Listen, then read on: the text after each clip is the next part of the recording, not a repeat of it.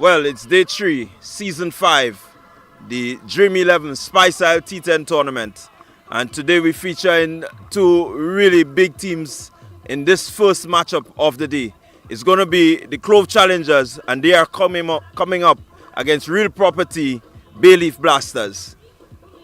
Mr. Match referee is here, Mr. Carl Felix, and the two captains. We are going to have the toss.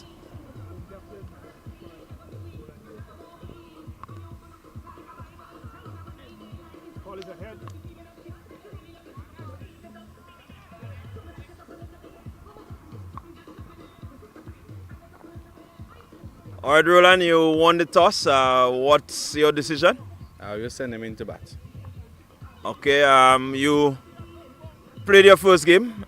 Didn't really work out in your favor. Any changes to your team today?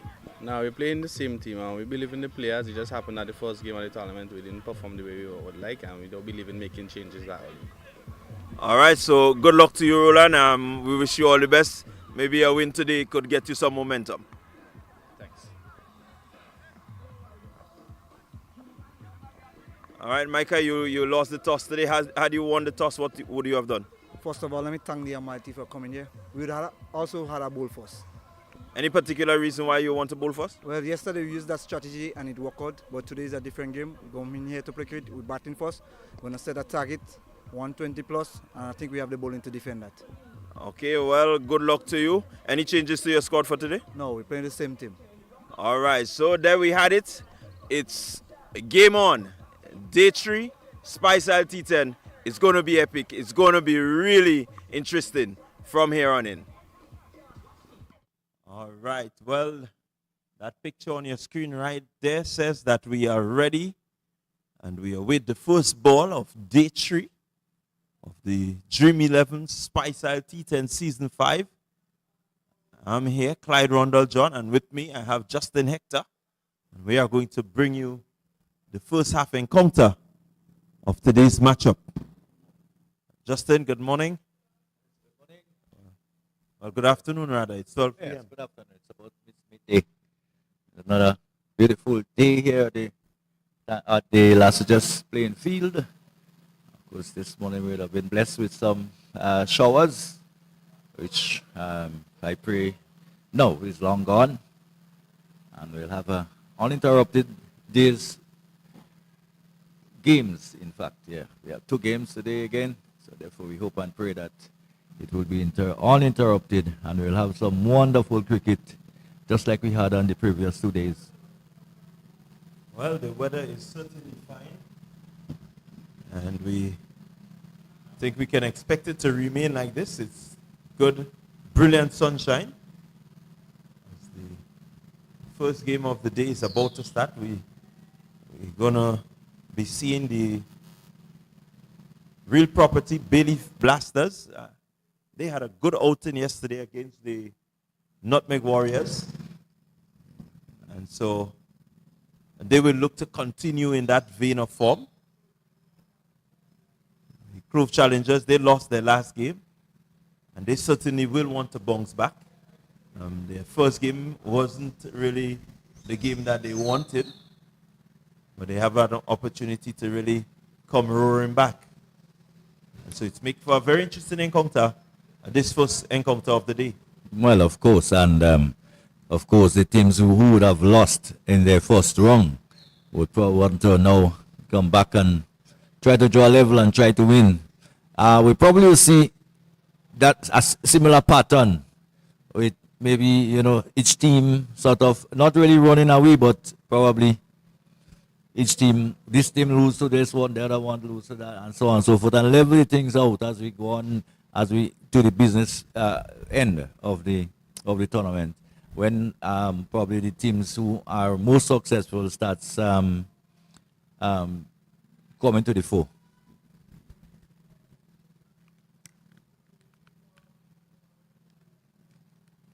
So we're getting ready for the first delivery.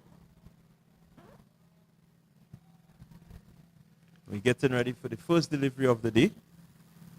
And first up, Weaver Benjamin and Kieran Katoy. They are the batters out for the Bayleaf Blasters. Mikel Dubisset with the ball in hand for the Clove challengers. So, any moment from now, the umpire will call play. As we see the hand outstretched, and here we go. First delivery, day 3. Just guided there. No run scored. So Benjamin just looking to use a bit of guide it along. Not really looking to punish anything as yet. Yeah, well, we've had so many wickets falling in the first over of the games, most of the games we had so far. And also there 1 or even 2 wickets falling very early on. So I think teams will want to preserve wickets early and see what happens. So, pretty short and wide outside the off stump. And Benjamin not too happy that the umpire didn't stretch his arms out. There's only one man in charge of the game.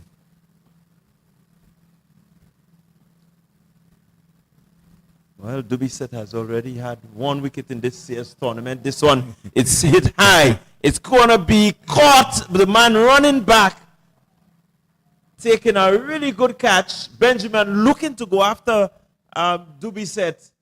Could only find the fielder at mid-on who had to run back. He did really well. Let's look at the replay here. He fetched it wide outside the off stump. And all he could have done was to lift it to that man there, running back. Look at him go. Jubilation for Clove challengers. They have seen the back of Wavell Benjamin. First wicket, as you rightly said, Hector. Yes, and one could have seen Dubisset probably bowl into that plan. Short, just away from the batsman outside the off stump and asking Benjamin to fetch it.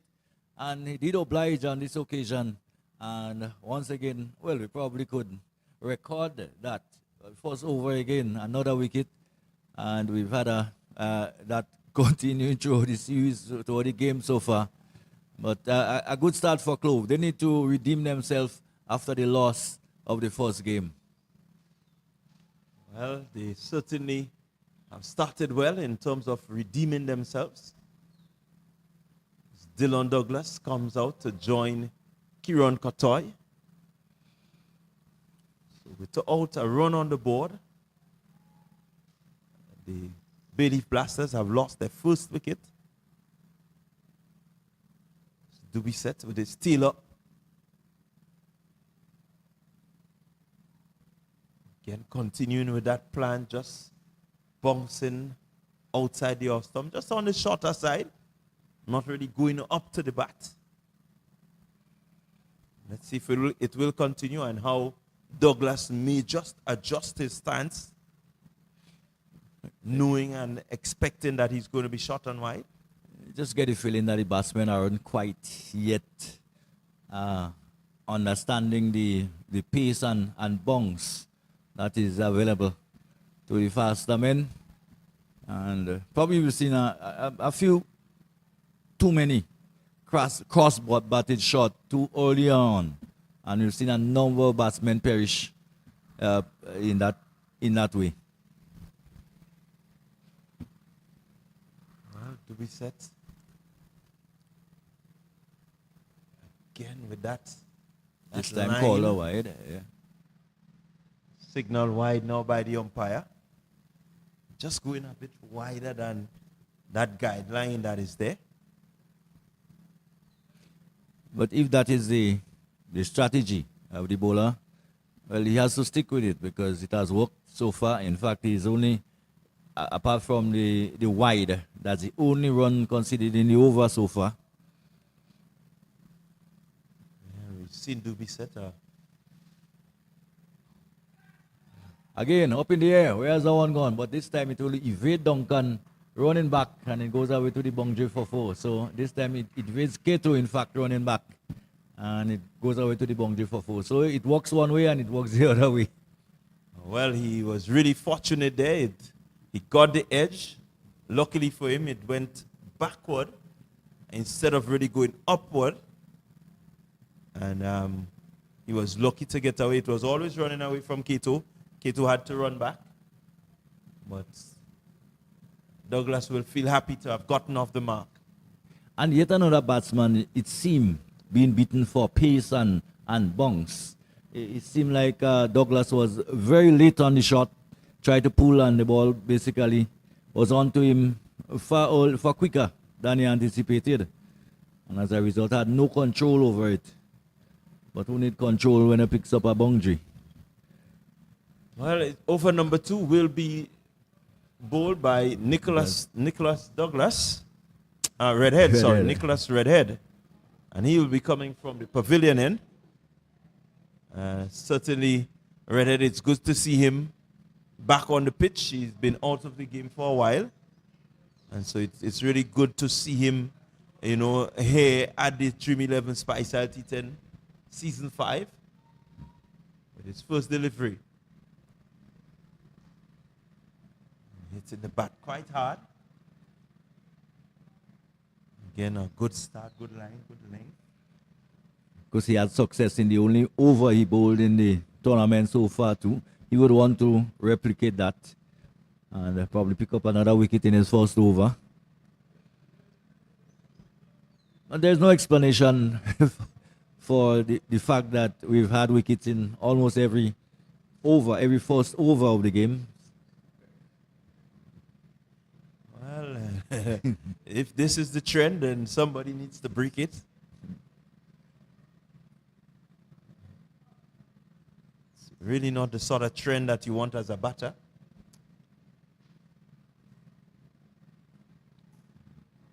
Just on the shorter side there, Redhead. Kotoy not really dealing with it as he would like. Of course, based on the evidence, based on what we're seeing in terms of the pace and bounce of the pitch, I would be very surprised if we see half volleys and stuff and so on from the quicker men. You really don't need to bring the ball too close to the batsman. You're getting enough assistance with the ball with just back of a length. You don't have to be too short either. There seem to be some pace and bounce and some lateral movement too involved. Here goes Redhead. He goes up there, tick outside edge, and a catch taken at third man. So again, over number 2, bringing success for the Clove challengers. Look at them. They're jubilant. They're ready. They are ready for this contest. They see the back of Dylan Douglas, who could be a very dangerous batter.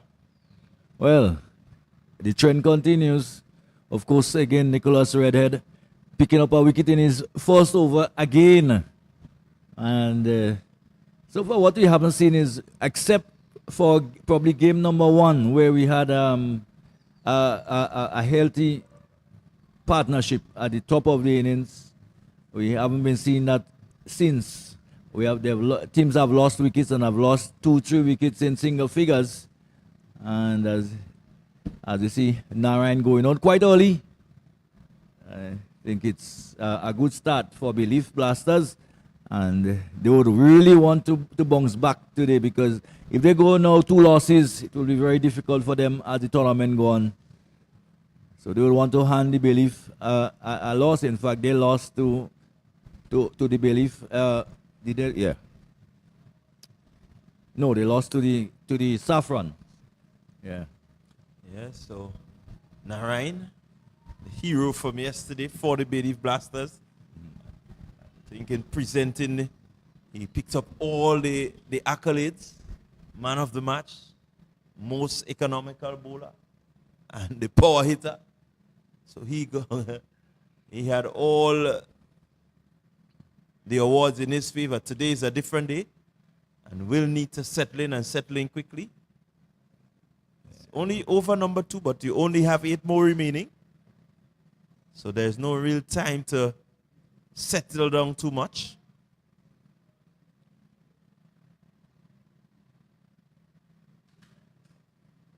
Head down the leg side. Right. We probably have to document all the bowlers who have picked up wickets in their first over. Dubisset was one. In fact, he picked up all the wickets in the previous match too. Redhead did. So So we probably have to document it, and we probably could call it before it happened, declare it before it happened. Well, it does Really say interesting. it does say a lot about the mindset of the opening batters.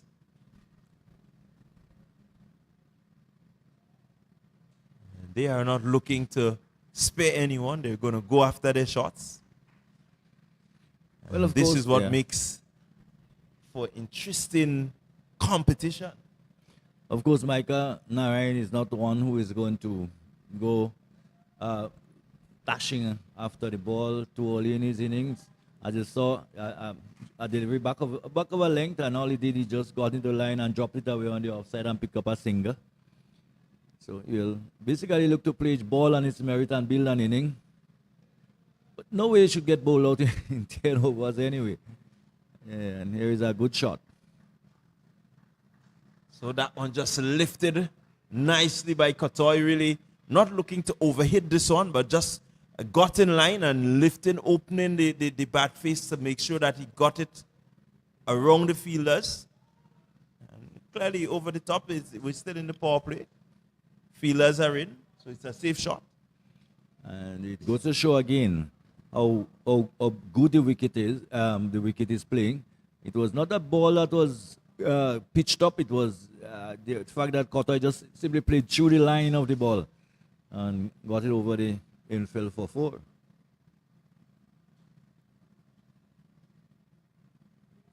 Again, Kotoy just working this one. They're looking for 2. But that's smart batting. You really don't have to go hell for leather at this stage. So 2 overs gone at the end of it. 13 for 2. Narayan is 1. Kotoy is on 5. Redhead 1 for 7. 1 over for 7 runs. Quite economical. Well, I know the Bay Leaf Blasters, they will certainly have their minds set on a total of at least 100, 120. They've not started well. They've lost 2 early wickets. But with the likes of Narayan and Kotoy, they may just take an over, maybe just to see what is happening, to really get a good feel. And then from there, I think they will go very hard to try and get that score up to 100. If I know Kotoy very well, it wouldn't be long probably before he probably just run at the bowler, just try to break things up a bit. Not sure if it's absolutely necessary at this point, but you'll have to see how Dubisset will go against the lefty this time. Well. Tell you Can't what, believe it.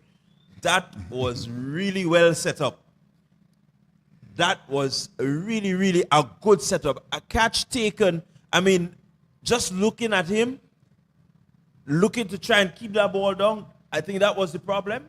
The field was set for that shot, and he fell victim to it. Fielder not having to move, just slide across and get it into his pouches. And really, the Bay Leaf Blasters, they will feel that they're up against it. Yes, well, I mean, and once again, I was just saying, it was interesting to see what lines and lengths he would have employed to the lefty. But indeed, he went similar line to the right hander. In fact, this one was probably, if anything, outside the leg stump, down, almost down the leg side. And previously, he was bowling wide to the right hander. And Kotoy fell right into the trap. You know, just pulling it straight into the hands of the man who hardly had to move. Well, once again, we see another team struggling at 3 wicket down and not quite 13 runs on the board and at the start of the 3rd over. So rebuilding time. And of course, the Blasters, there are some pretty competent batsmen within their ranks. Of course, Teddy Bishop now has just come in. He's basically one of the West Indian cricketers.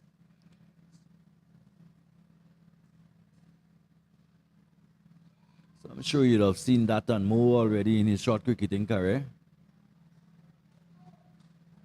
Bishop is off the mark. Just a bit of sensible play. Just try to get a feel of what is happening. So far, Dubiset has really dominated this first 3 overs. Picked up a wicket in his first over. He's in his second over. And picking up another wicket, 2 for 6. You would take this any day in a T10 competition.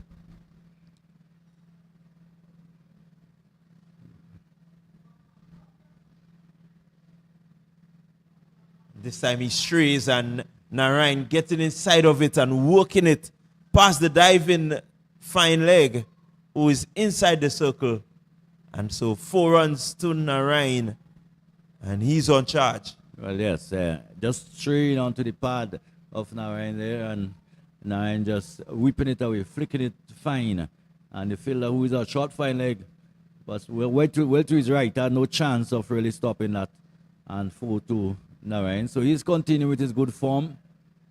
And they would remember yesterday his performance and probably will want to see the back of him as quickly as they can. Up in the air. Up in the air. Keto under it and juggle it a bit, but held on to it, and Narayan is gone. Well, they certainly say lightning does not strike twice in the same place. And so lightning has not struck for Narayan, but I can tell you, Dubiset has struck. Dubiset has struck a really heart-wrenching moment there. But Keto keeping his eyes on the ball and recovering well to give the Clove challengers their 4th wicket with just 18 runs on the board. This is a dream start for the Clove challengers. Well, is it coincidental? Narayan yesterday took 3 for 10. He's the 3rd batsman to be dismissed by Michael Dubiset, who has figures now of 3 for 10, 18 for 4. And certainly it's a really worrying period, you could say, for the Bayleaf Blasters. And they now will have to, maybe they will have to depend very heavily now on Teddy Bishop to push them to a respectable total. But it's going at just about close to 7 runs and over, 6.75. And I was probably willing to bet that probably Narayan wouldn't go after one of those deliveries short outside the off stump, but the temptation is there. They're falling behind the rate, had to go after it, and like the previous 2 batsmen, fell prey. Yeah, I tell you what, I think they have not really done well in terms of focusing on what is being served up by Dubiset. You look at what he's done within his first over, short, wide outside the stump. There's only one man outside the circle on the offside, and he is at cover.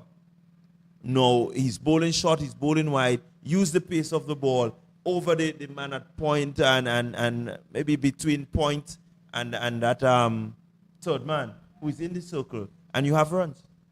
Yes, the temptation to play across the ball because it is probably just over the waist and look quite enticing to pull. But most of the time they had to be fetching the ball and having to hit it still going up, still on the up. Means that you don't have the control or the body behind it to control it in the way you should. Because all of the dismissal are so familiar. So except probably Kotoy. And that was probably because he was left-handed. Just a loud appeal for a stumping. Good work by the wicketkeeper. But this brings up the end of another over. And things just not going the way of the Bayleaf Blasters.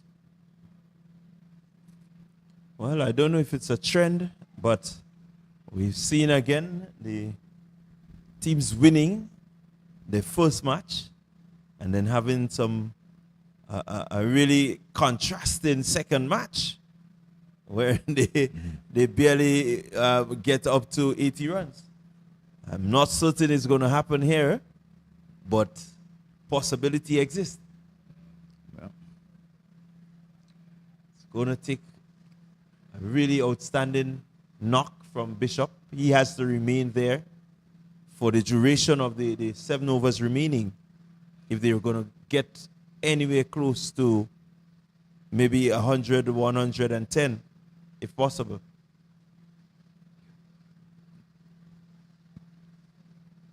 Redhead, he's going to continue.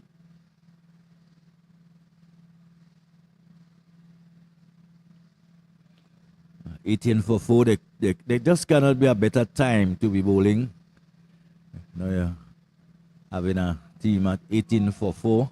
You're right on top.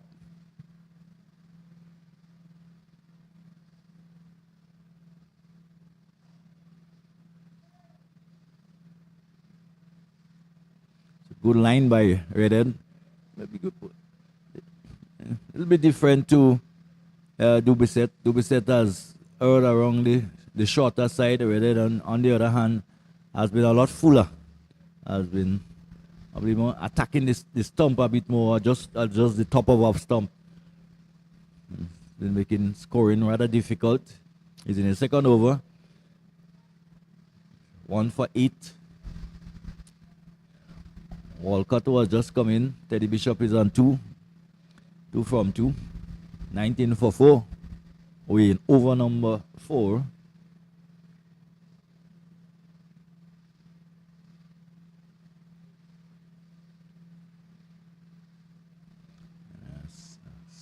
Swish outside the off stump by Walcott. Yeah, a bit of a naughty shot there. Really not getting across to that delivery. Just throwing the hands at it. Could have gone anywhere. Probably wasn't too many to throw the hands at so far this morning. Probably thinking that you've seen one now, just the eyes just open up. Looking to crash it through the offside.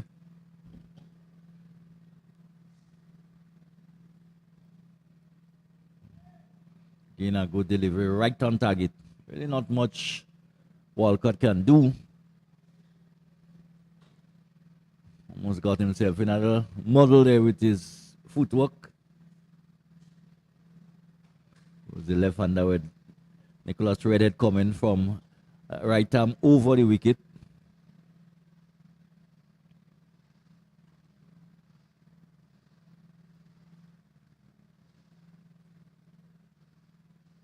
So, Redhead.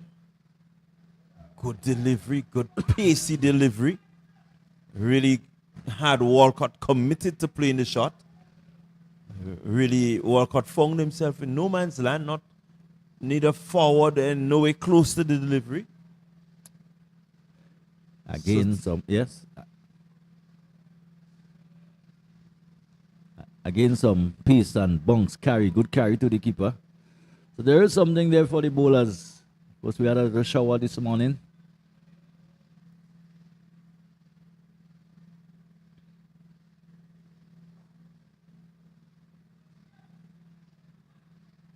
Oops. Well, he really shouldn't be standing in the middle of the pitch anyway. So it's probably a reminder. A little bit naughty there on his part, allowing that to go through the hands and give up a single. Well, I think he was more looking at trying to get the ball to ricochet onto the stump. It goes right in the middle of the pitch. Probably the umpire probably will say something to him. Yeah, but he had to take evasive action. Just imagine you're a fast bowler taking evasive action in the middle of the wicket. Place where he shouldn't be. There's a protected area there. Again, very tight.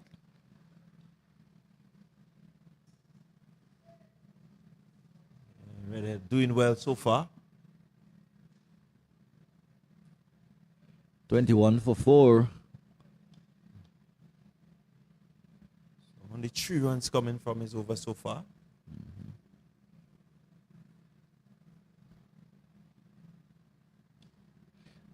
It's good to see him back and bowling well.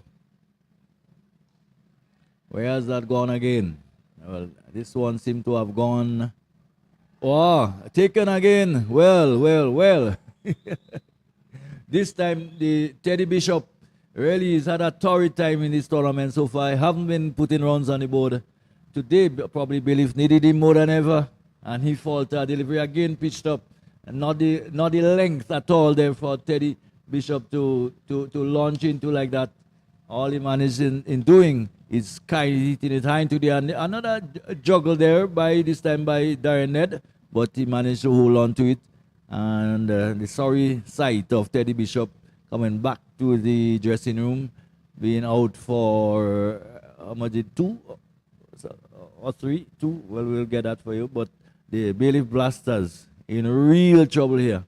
21 for 5 and in danger of probably not getting 60, as we see Imran Joseph going out, and we know what to expect from Imran.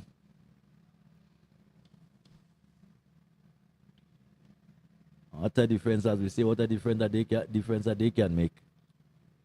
Yeah, certainly asleep and awake, and things change. It has certainly changed for the Bailiff Blasters. I dare say at 21 for 5, we cannot say that it has changed for the better.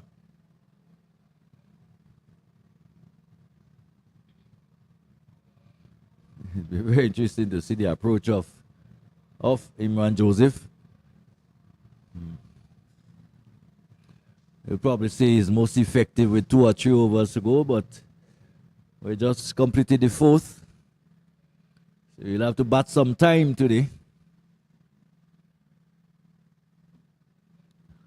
With half the team in the hutch.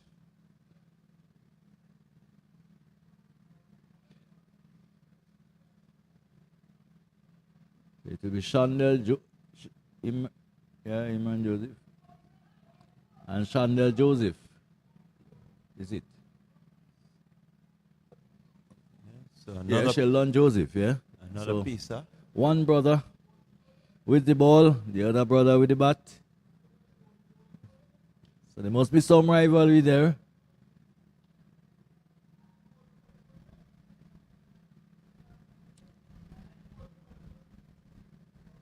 Yeah, so Joseph.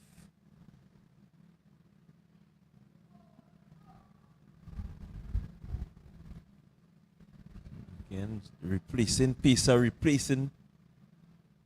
so no spinners yet for the Clove challengers. I think they recognize the pace is working. So far, they have been able to keep things rather tight.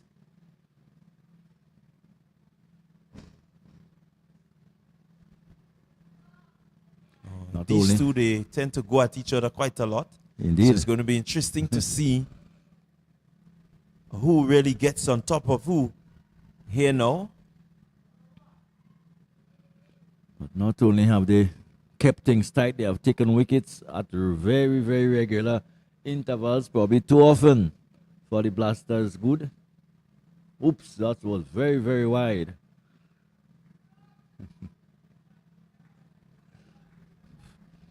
I can well probably predict or figure out what most of the conversation would be about now at this stage.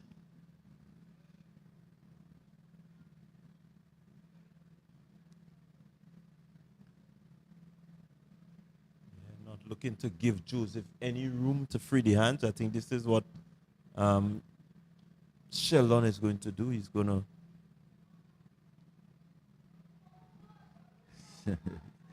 so a big swipe at it by Imran Joseph.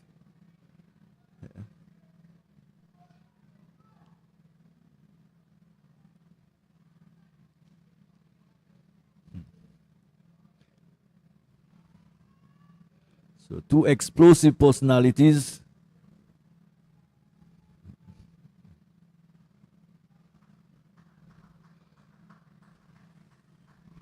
Well, first part of the battle won by Imran Joseph, getting one just on the body and flicking it around towards backward square and getting 4. So he's off the mark with 4. He's 27 for 5. And say a very good morning to Pastor Warm, who has quietly slipped into the chair alongside me. It's a real sorry sight, though, for Bailey Blasters. So Obviously, another very short delivery. And hoping that they could have repeated what was a sterling, quite prolific performance yesterday. Now they're reeling at 27 for 5. Both Joseph and Walcott, they've got to do some repair work here.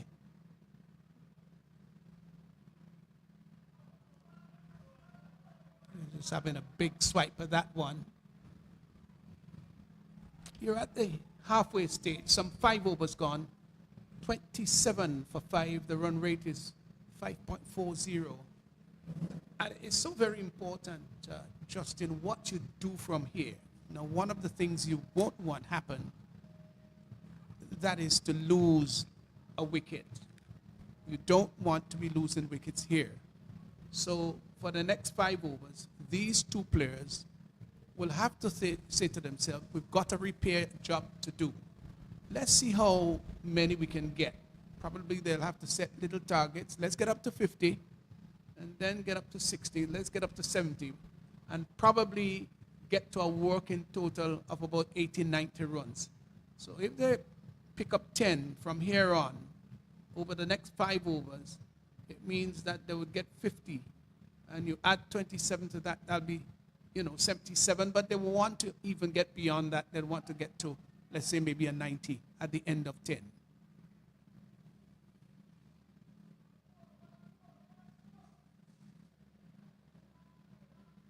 So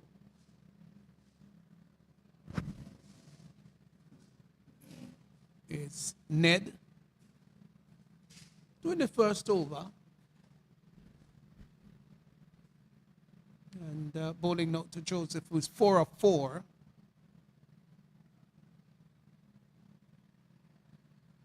If they continue sequentially, they'll be getting to 54. That's a projected score. I don't think that they'll have that in mind. They'll be much more ambitious than that. They need to get between 80 and 90. That's so very important to make this a working total and make that something that they could fight with. Here's Ned. And gets onto the back foot and pulls that one.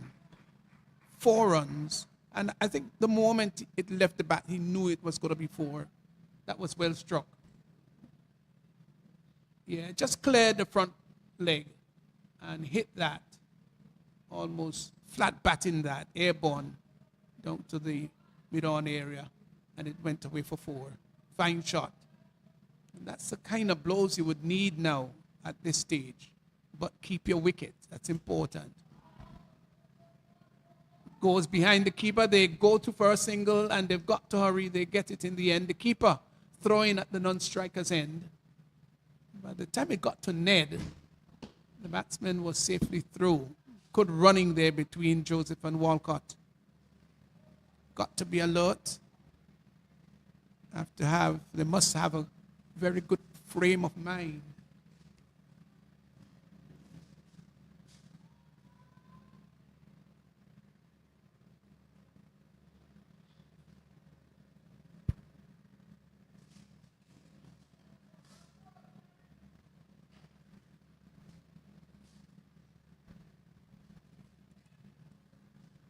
So, Ned, who's not have a ripping season so far, it's been quiet. It's early days in the tournament, however.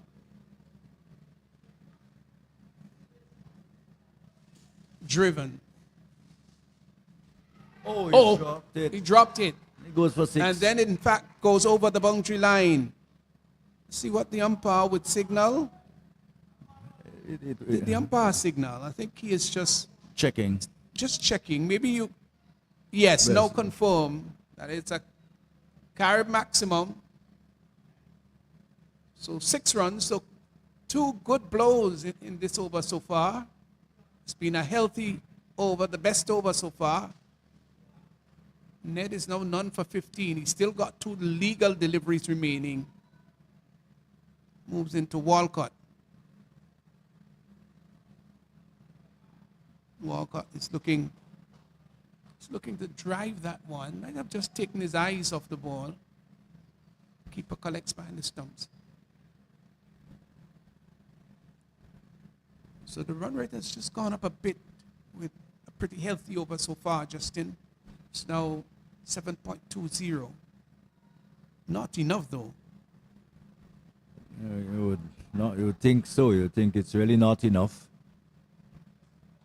Push down to third man and gets a comfortable single. So that completes the over. 6 overs gone, 4 remaining. 43 for 5 Bailey Blasters. And the run rate now 7.17. Yeah, 43 for 5. It's well, nothing compared to the position Bailey Blasters found themselves in yesterday, and it could have been worse had Huston Jackson hold on to this one on the boundary. In the end, they pick up 6. So a little bit more respectability, but they will need to do a lot more than that if they're going to get to 80 or 90 or probably 100. Of course, they got the firepower out there in Imran Joseph, who can hit it a very long way, and also Dwayne Walcott has shown that he also has the ability to hit it, to clear the boundaries. Well, let's see what Joseph will do. So here's Joseph to Joseph, way outside here, some sprayed. That's a bad delivery. Maybe just trying to keep it wide of the batsman, asking him to reach for it. But it takes a great deal of skill, Justin, to aim just inside that guided white line and spring a little outside. It does take another delivery, this time called legal by the umpire. And it's a skill that you've got to keep working on. It doesn't come on game day. You need to practice that just a little on the wider side and not letting it go outside that guided white line. Sheldon Joseph leaves that in the air, and that goes... Oh, dropped again. Oh, he dropped it. Well, Can't believe this this. time... Is that Ned? Ned. Yes, dropping the catch. Put it down. And boy, he had eternity to settle on the... We've seen some bad misses. That's one of those. Didn't cue that well at all. Oh, that should have been taken. It really should have been taken. And when he caught the ball, sought to catch it, he was still on the move. And that's one of the reasons why it spilled, and maybe it was hard hands too. This time goes over the keeper's head. He could do nothing about that. And that goes for 4. Yes.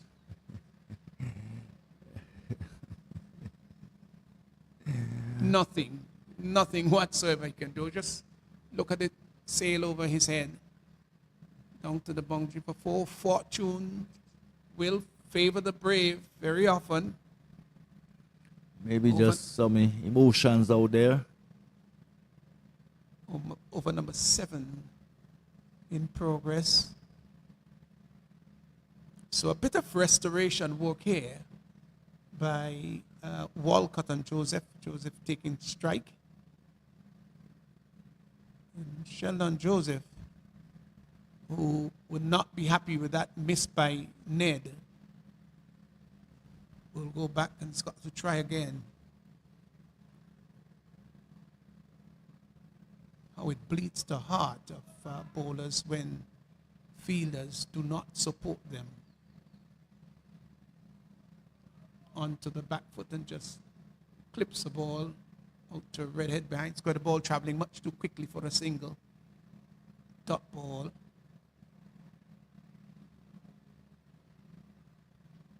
I think Clove challengers would be very pleased with the performance this morning. Here's Joseph again. Turns it again down to red. This time they will, in fact, get the single. Almost a body line approach from the one brother to the next, from Sheldon to Imran. Quite a number of balls on the short side. And one can see almost like it's been anticipated by Imran.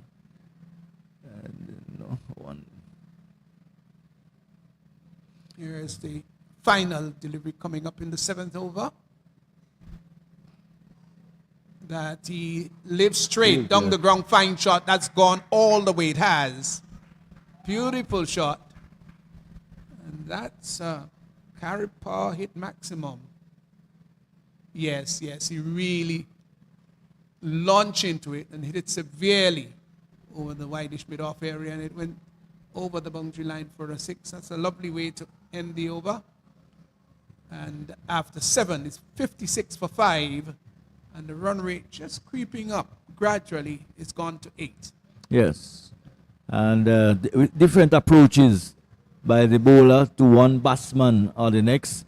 He seemed to be going slower balls to Walcott, but has approached a much shorter length to Imran.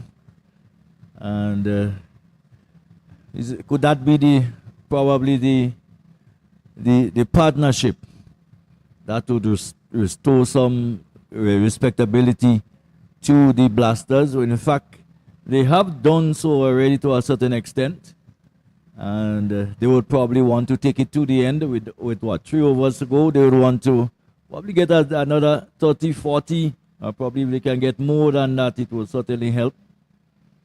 But yeah, they would want about 90, at least 90 on the scoreboard. Jackson is into Joseph. Joseph makes room and looking to swing, but he took his eyes off the ball, I would think. So he's a strong man, rather muscular, and he can certainly pack a punch. Is Imran Joseph. He will need that now at the back end of this innings. Just makes a little room and pushes it down to long on. Will get just a single. 2. They did get 2 rather. My eyes just followed the ball, sorry. So they got 2. Yeah, that's right. Push for the first run quickly. Jackson, of course, who would have put the catch down on the boundary earlier on. And we see the captain saying to him, no, make amends with the ball in your hand. Let's see whether he can do that. They will get what would be considered a bye. I think let's wait to see what the umpire would say. He didn't. Yeah. Yes, he's just signal. Just seeking to make room outside the leg stump, Imran Joseph. Might have been the slow ball too. Walcott now comes into strike. Walcott 17 or 15.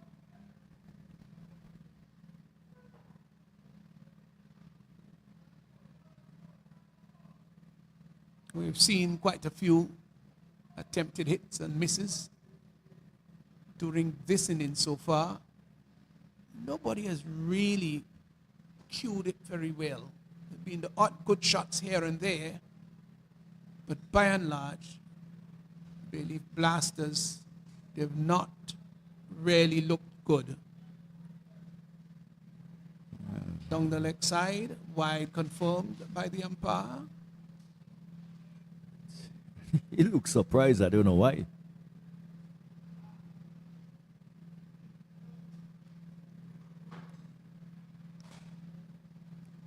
So the tournament into its 3rd day. Still early days. So no team can really boast about going right through as yet. Early times in the tournament. turns it neatly. Gets a single. Now it's gone to 61. Just a one delivery remaining in this over. Over number 8 in progress. Things have gone on rather quickly at a frenetic pace. Not necessarily the score, but the wickets have fallen so quickly. So there's been a steady march of batsmen back and from the pavilion. Turned up on the onside down to wideish long on and single.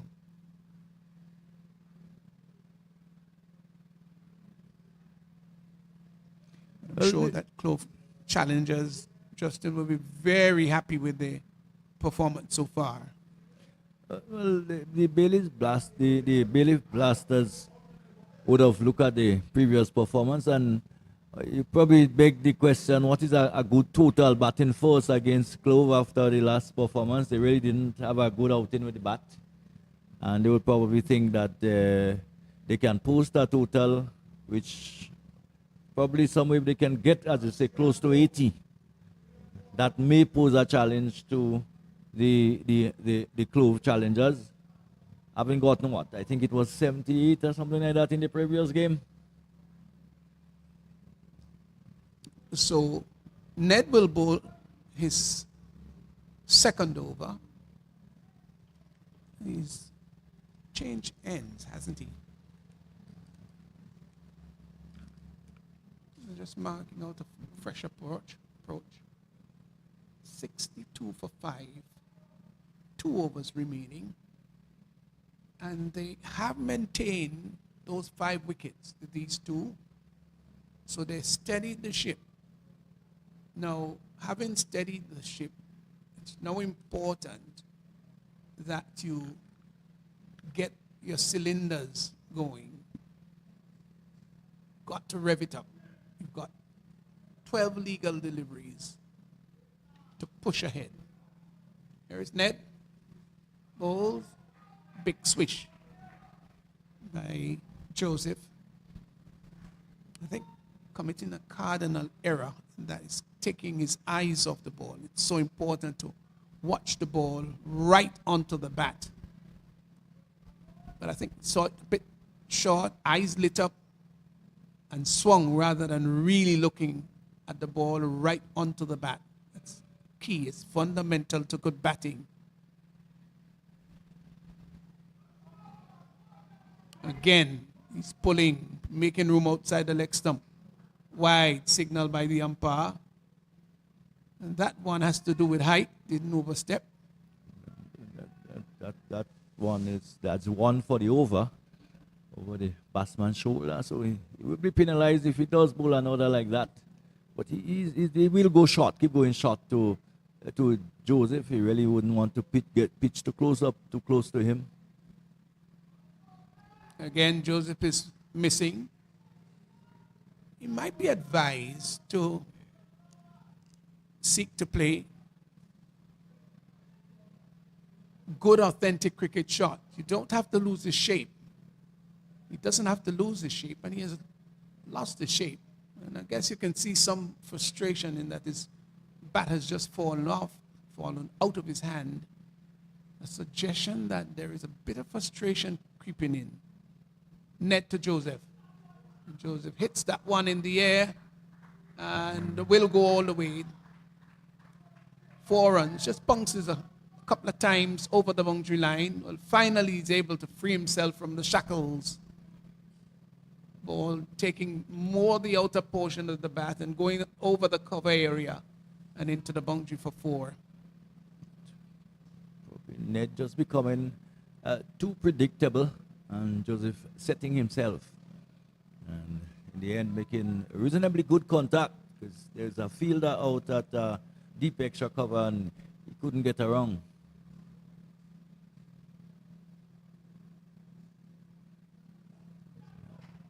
And this one is lifted down to the deep mid-wicket area, and it goes right to the fielder, caught down there at the deep mid-wicket area. So there goes Imran Joseph looking to find the boundary over mid-wicket, and simple catch down on the deep mid-wicket boundary. So Bailey Blasters lost another wicket. It's a good partnership by those two, but he's got to go. And probably a wicket they can ill afford to lose at this stage. Probably is the one man who can maybe score very, very heavily. But that's the case. They have struggled all through the day, 67 for 6. And Dante Alexander makes his way out. He can hit a couple hefty blows too, but it's be difficult to see with only 8 deliveries to go, 67. So 80 is probably still in the reckoning. Yeah, the projected score is 77, but as I emphasize a few overs ago, it would be so good if they get up to that 90 mark just to make it a bit competitive. As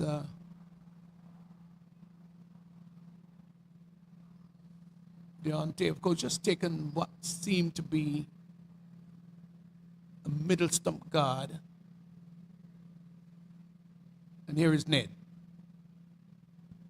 Spotted his approach. Maybe not quite happy. Dante Alexander, of course, who is a tall man, has good reach.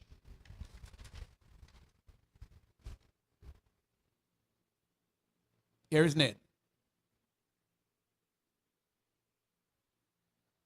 Ball is Yorker-like.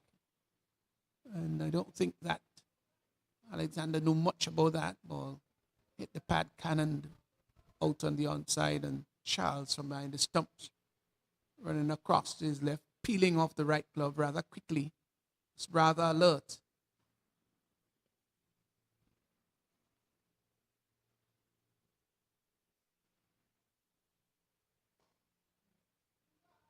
Driven down to the mid-wicket boundary and can get only the single. So the over comes to an end. 9 overs gone. 68 for 6.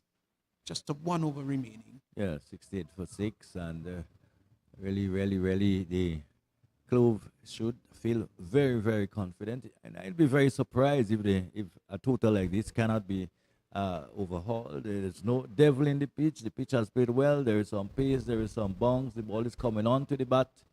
And I think Bailey Blasters can only blame themselves for the position they're in. Quite a few very injudicious shots earlier on in the innings.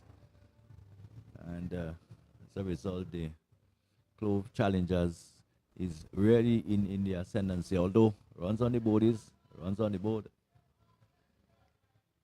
Yeah, but they must be disappointed with 68 for 6 after 9.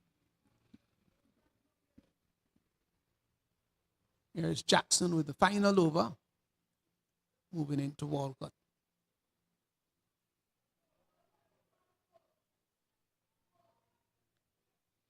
Once again, Alexander having a big swish outside the off stump, not getting across to the off stump. Just standing there and having a swipe, not making contact, obviously.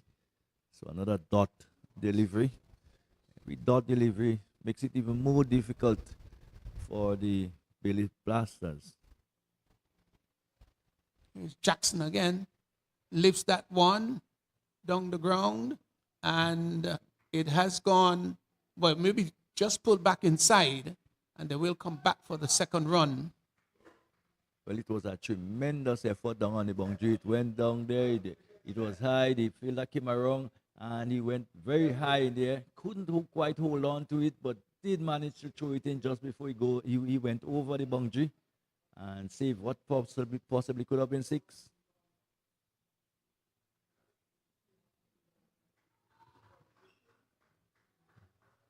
That one is going to go for 4. Go for 4 leg buys. Now signal. Buys. Yeah, seeking for the seeking for the.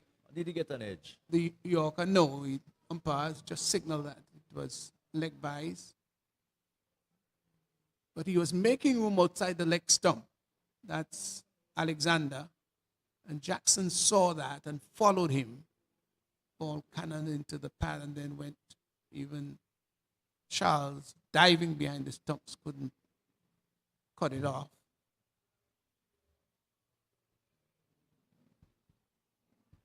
So the Clove challengers wouldn't mind those singles at all.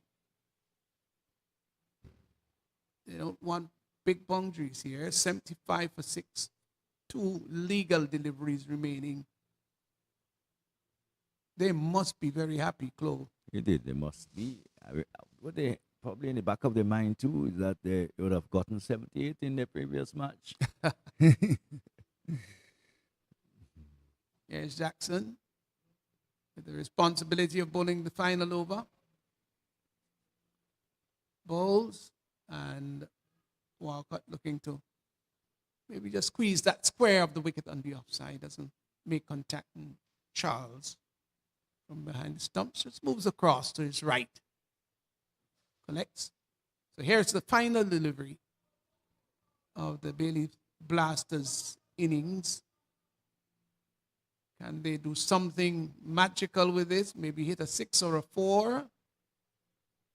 Here's Jackson in, bowls, and slices that down to the backward point boundary and goes over the boundary line now for 4.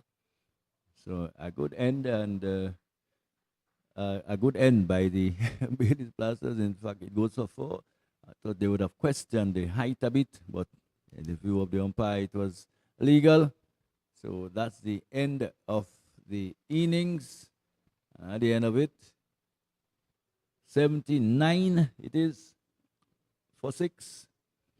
And it means that the Clove challengers will have to get, 2 more runs than they did last time, last outing. They got 78. Now they have to score 2 more in this innings to overhaul the total made by the Bailey Blasters.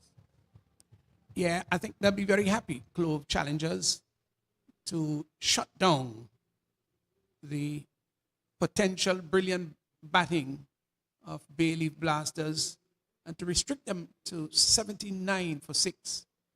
That's a very, very good performance. Really very good. And needing just 80 runs of 10. And I think you'll have to perform really badly, Justin, not to overhaul 80 of 10. Indeed. You get that feeling. But again, until both teams would have completed their innings, it's very difficult to make a prediction, and especially where the cricket game is concerned.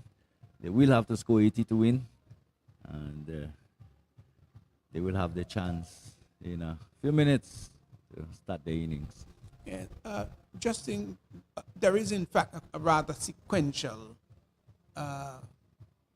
trend where in all the matches so far, and they have been 5, a wicket has fallen in the first over. One or more.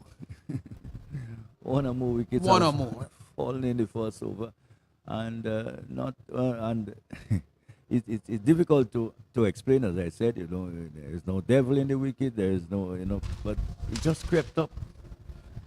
Well, I think Bailey Blasters will hope that the same happens in their quest to restrict the Clove challengers to a total under, less than 80. Will that be possible? Is left to be seen. Yeah, but so we'll have to wait and see what happens. With 80 runs for victory of 10, the run chase is going to be up in a few minutes. Bailey Blasters, 79 for 6 of 10. Clove challengers, they certainly will challenge that. We'll be back.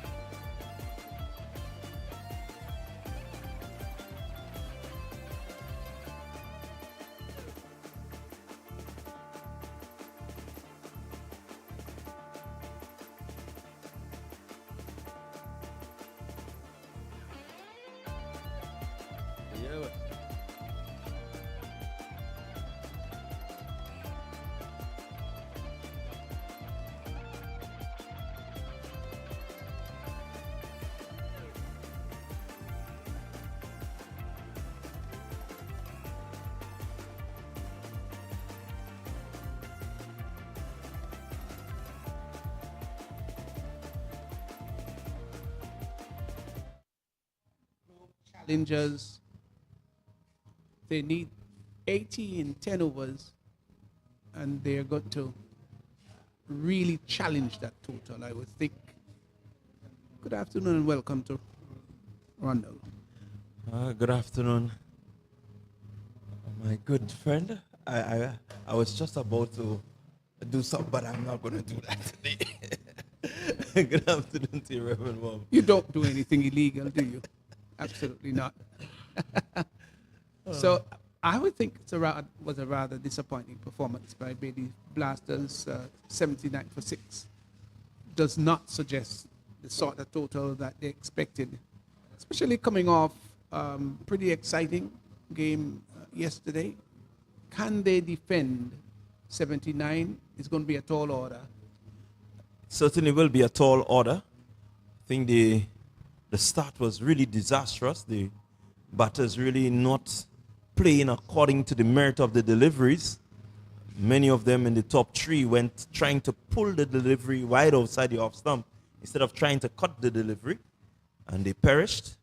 Let's hope that the Clove challengers will not fall victim to this. Your thoughts on the pitch, how the wicket has played in the tournament so far? Well, from looking at the few games that we've had, it's pretty bouncy. Has a nice carry through to the keeper. And the odd one just tends to hold up. Once you try the slower one, you tend to get that little grip coming in there. So I think it's a pretty even wicket. It's good for batting. Batters can still play through the line of the ball. All right, guys, let's play. Well, the call to let's play as the Bailey Blasters would seek to defend this. First delivery driven very well. Nice shot there by Jackson. And goes to the boundary for 4. You don't want to be greeted. Your first delivery, Alexander, just driven through the offside along the ground. But this is a nice, fine, beautiful start by Jackson. Didn't try to hit the ball too hard, but just caressed it through the right wideish mid-off area. And it went for 4. Lovely, really lovely. This time in contrasting direction. Turns it out to straightish mid-wicket and gets a single. So positive intent early here by Clove challengers. 5 off the first 2. Yeah, really good start there for the Clove challengers. Again, Alexander, I'm not certain if he's seen what took place in their innings, but you really don't want to be serving up half volleys on this wicket. He's into Charles, and Charles is looking to hit that over mid-wicket.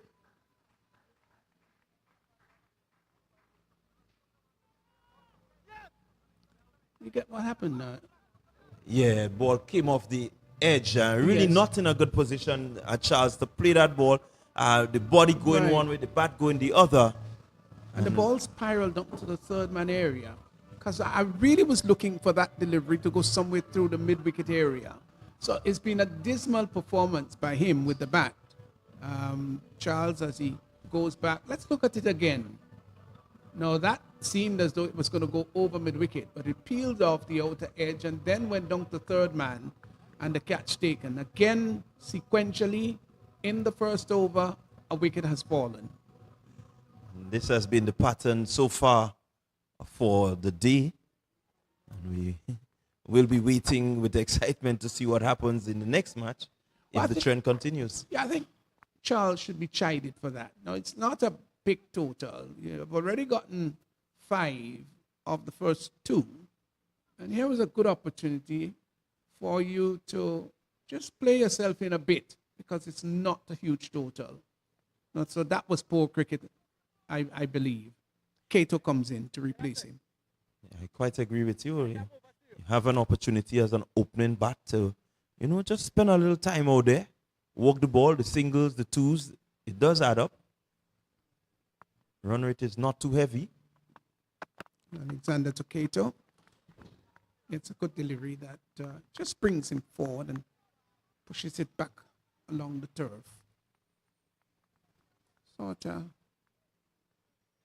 been a good day, greeted with a bit of haziness sometime. We did have some early morning showers, but not in any way preventing an on-time start.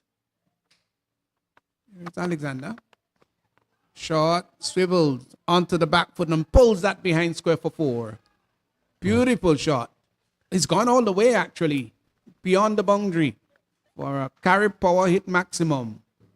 It was rather flat, and it went all the way for 6. Fine shot. Yeah, really good shot there from Keto, using those fast hands that he's known for to really get inside of it. Ball just drifting down the leg a bit, and so he just really helped it along.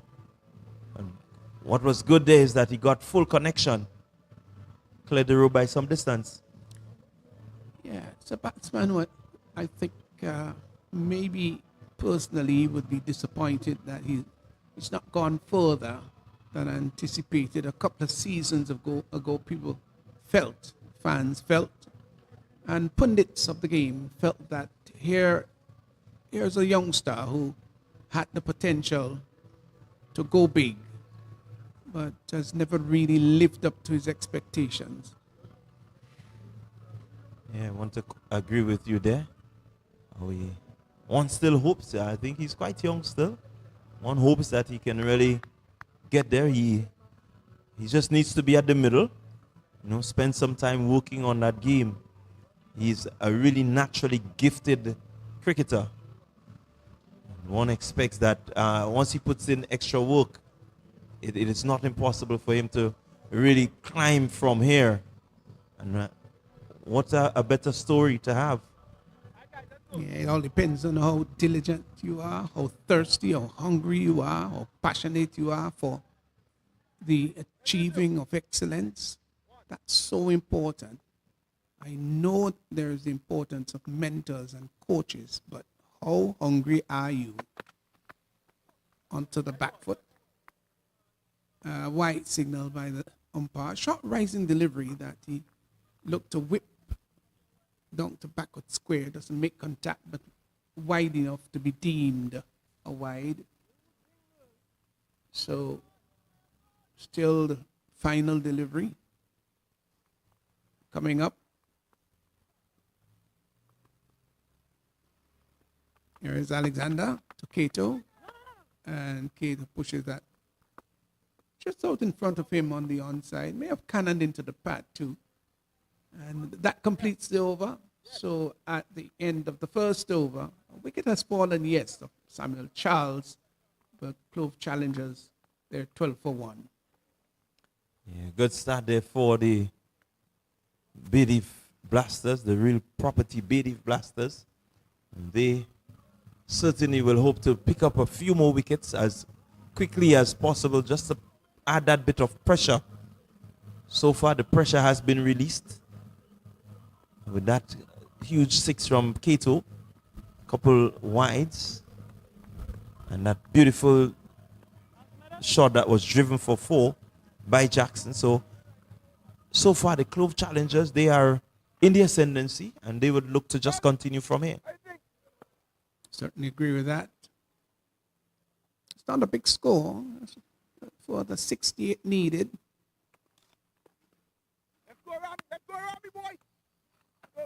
So here is Ramnath.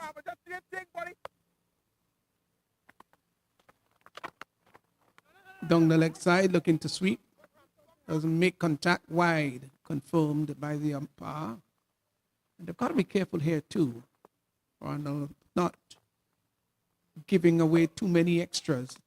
Total is already small. This one is just lifted. Just look at how easy that shot went over the boundary for 6. Yeah, it's got to the pitch of it. It was pitched up. And he just came forward and drove it nicely. He was always looking to get under it.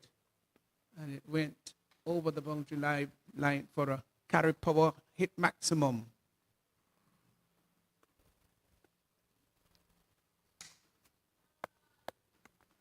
So important to get to the pitch of the ball.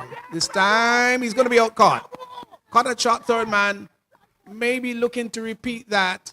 And the ball peeled off the outer edge. It was a very thick outer edge. The catch taken.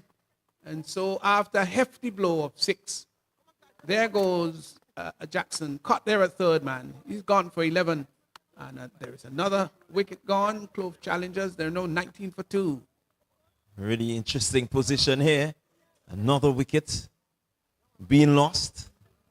And really in the shot may have been there. The ball just seemed to have bounced a bit more than anticipated. And Jackson really couldn't do anything but to get the outside edge. Good catch, good smart catch taken by Alexander in the third man region there. And so they will be happy, the Bay Leaf Blasters. They've picked up another wicket. One more wicket here could really bring a nice air of drama to this game that we have on here now. Yeah, you're sure right. You know, with 2 for 19, then if they're 3 for 25 or 3 for 30, then the Cats might be somewhere in the pigeons. And we know exactly what happens when the cat finds himself among the flock of pigeons.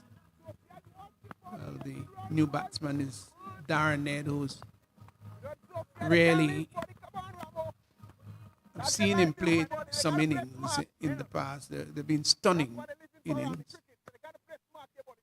And here's a fine opportunity for him just to retrieve those performances with both bat and ball.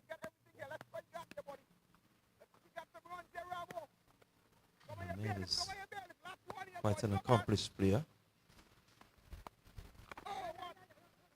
Turn behind the square to the right, to the left of the square leg umpire.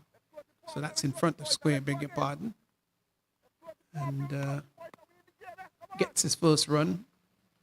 Brings Cato now into strike, who is 6 of 3. Has to be careful here. I'm not a tricky customer.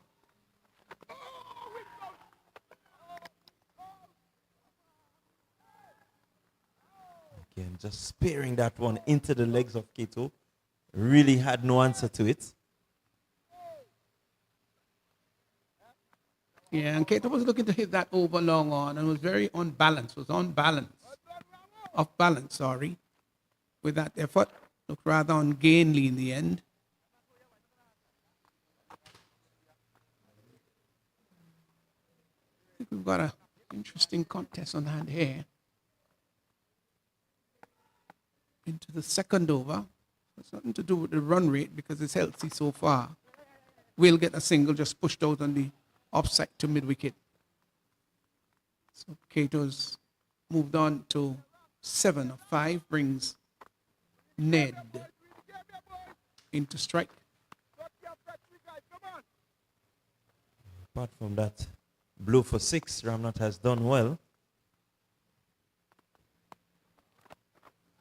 That one is lifted down to the deep backward square area and it's gone for a maximum. A carry power hit maximum, bat delivery outside the leg stump, and just swiveled onto it and pulled it behind square for 6. And you don't want to bowl your final ball of the over like that. And after 2, it's 27 for 2. Yeah, there I was just giving him some compliment, you know. Bowling despite the 6, which was a really good shot. I think he came back well and just airing here now to give up another 6. At this stage, this is not what the Bay Leaf Blasters will want. They want to keep it as tight, build that pressure so that they can somehow try to stifle the batting of the Clove Challengers. So they still need 53 Clove Challengers. And they've got a lot of balls to get there, 48. That's quite a lot in any version of the game. It's test match cricket or one-day cricket or 2020 and even more so 10-10.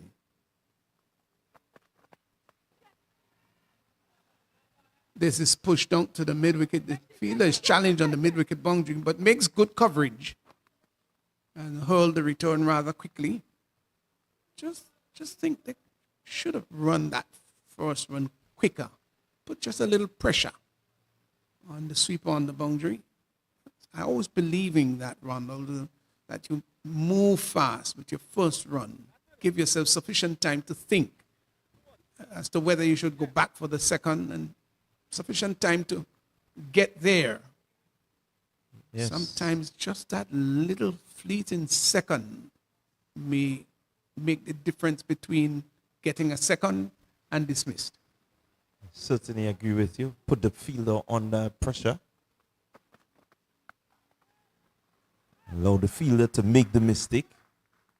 You're ready for any slight bobble, any mistakes that he make, maybe taking his eyes off too early. And right there, you can capitalize. Yeah, some fielders, of course, who lack experience, realizing the batsman has gone for one, and especially you would hear them say 2-2, and that already is heard by the fielder, and he can now be pressured to take his eyes off that one, and he certainly didn't take his eyes off that one at all, Ned, as he pulled it over the wideish mid-wicket boundary for 6. Short delivery, and he hits that for a carry power maximum. Great shot. Yeah, good shot there by Ned. Really got into position quickly and was able to really get maximum power into that one. Really no chance there for Alexander, who was out on the boundary. He just had to look and go retrieve. Yeah, right. Go fetch it. It's white, round, and about 5.5 ounces. We've lost a few over the last couple of days with some big hits. Ball cut. Drives, driven well, fine shot. The old-fashioned not a man move. Tell you what, that was I actually had to look for that ball. It sped off the wicket. I really went to the fence at knots. That was so beautiful. And it was hit hard. Mind you, you won't want to describe Ned as a big burly figure, but gosh, the timing was superb. It was sweetly struck through extra cover for 4. Oh, lovely. This time, he's off the back foot and smacks that once more. This time it's gone for a maximum. Carry power, hit maximum. And he hit that with some measure of arrogance. Short onto the back foot. And look at it, got under it and lifted it. He didn't want to get on top of it. He wanted a maximum, not 4. Well played. He's quickly gone to 23 of 6. He's taken them apart. Yeah, what I really love about that shot is that the position that he got in, he was always in control. He knew exactly where he was going to hit it and what sort of power he needed. And he just really is looking in good touch, Darren Ned. Yeah, well, he is coming for a hammering. Walcott. He's such a wonderful player. Gosh, I can tell you, when he is motoring and he's ensemble, he is destructive, and he's just an absolute beautiful sight to look at. Wonderful player. Sometimes I wonder if he knows how good a player he is. Your thoughts? You know him more than I do. Yeah, I know that he knows. At times with every player, the confidence tends to drop a bit. Begin to question, the way you play, the fact that you put a little pressure on yourself because you know how good you are, and you allow maybe what you would consider non-deliveries that really shouldn't get you out. You tend to put pressure on yourself, and it could lead into further pressure. So he just needs to clear the mind and really be focused on his game, play to his strengths. And he's a lovely, lovely cricketer to watch. Yes, absolutely adorable. Down the track. And pulls that. And that going to go all the way again. That's another maximum. I think the bowler saw him coming, pulled it short, and maybe not the right thing. Maybe he should have tried to pitch it up, but he pulled it short, and lifted that over the long leg area. That's gone all the way for 6. Another Carib par hit maximum, and after just about 3 overs, yeah, after 3 it's 51 for 2. So Ronald John is making way. Of course, he will have to do his post-match interview. But Ashley Cummins has just come in. Good afternoon to you, Stevenson. Good afternoon, Ashley. Good afternoon to all our listeners. It's a beautiful, bright afternoon here inside of Los Angeles, and lovely, lovely. So we are seeing quite a lot from the Clove challengers thus far, 51 for 2. Stevenson, are you enjoying this? Absolutely enjoying this, and I'm enjoying the innings of Ned here. He's not been playing, he's not been slugging, I can tell you what. It's just been fine, authentic hitting. He's played practically all the ball on his merit, and he is oozing, dribbling with confidence. Absolutely marvelous innings of 29 of 7. Always a beautiful player to look at when he is on the go. So here is Imran Joseph. That clips that through the mid-wicket area, and they just amble a single. You can see there's this confidence in both players now. Yes, and this is always important in playing whatever format. Confidence is always needed, whether you're bowling or you're batting. You need to have this inside of there. So Ned comes back into strike.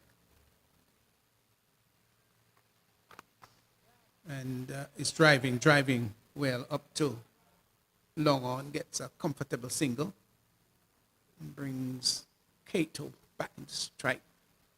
Kato is 9 of 7, so it's a rather slow-paced innings. I don't think it really matters. I think you've got to look at the bigger picture, what the total is, outside the arse stump. And he got onto one knee and, like Larry Constantine of old, slashed it down to the sweeper position and gets a single. And that's really when you're in the frame of mind, Ashley, where you're so aggressive. Your eyes are open. You're seeing the ball big as a proverbial breadfruit. You can do little or nothing wrong. And that's the mode he's in today. That's Ned.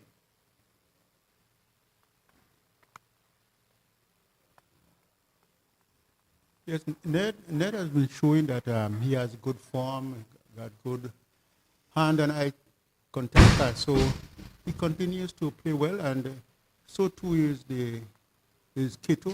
Kato is one of the players with talent that I always say is not top as yet.